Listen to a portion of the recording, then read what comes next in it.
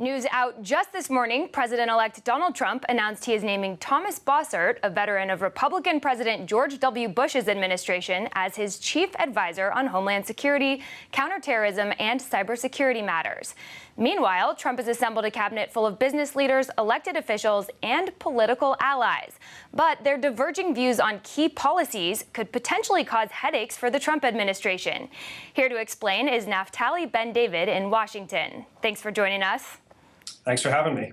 So, Mr. Trump has pledged to take on a wide range of issues when he takes office, including trade deals, climate regulations, tax reform, for example. But if you look at the positions taken by some of his cabinet picks, we might see some clashes, right? Yeah, I think that's what happens when you have a president-elect who doesn't have years and maybe decades worth of developing policy ideas and assembling a team that agrees with him in those areas. Because we're not talking about minor discrepancies.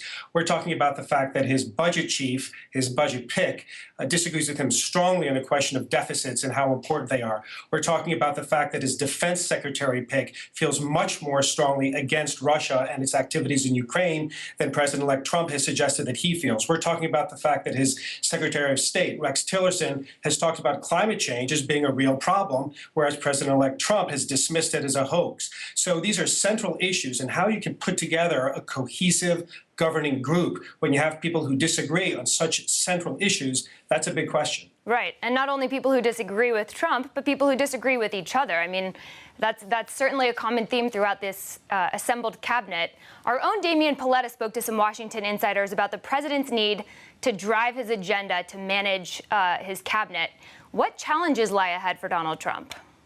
Well, the way that presidents in the past, look, this isn't the first time that there have been some members of the cabinet who disagree with the president on certain issues. But previous presidents have had very strong central management teams whose job is to kind of smooth over those differences, to manage the team, to make it a coherent whole. And President-elect Trump doesn't have that either exactly. He has Reince Priebus, who he hasn't known for a long time, previous head of the RNC. He's got Kellyanne Conway, who's also a relatively recent addition to his team. So you don't have a structure in the center right now that has experience with pulling all these folks together. And there's another point, by the way, that I think is sometimes overlooked. A lot of these folks, one of their big appeals to President-elect Trump seems to be the fact that they're a little bit rogues, if you could use that term. I mean, they tend to go their own way. They don't listen to authority. They're rebels to some degree. And how you pull a team like that together, sort of a team of rogues or a team of rebels, I think that's going to be a real challenge. Yeah, that's a really interesting point. We have also seen Donald Trump stay very consistent on some issues on the campaign trail, for example, trade. But on other issues, he changes his mind. He himself has even said he's a negotiator. He's flexible. Does that leave room for some of his advisors and senior staff to influence him?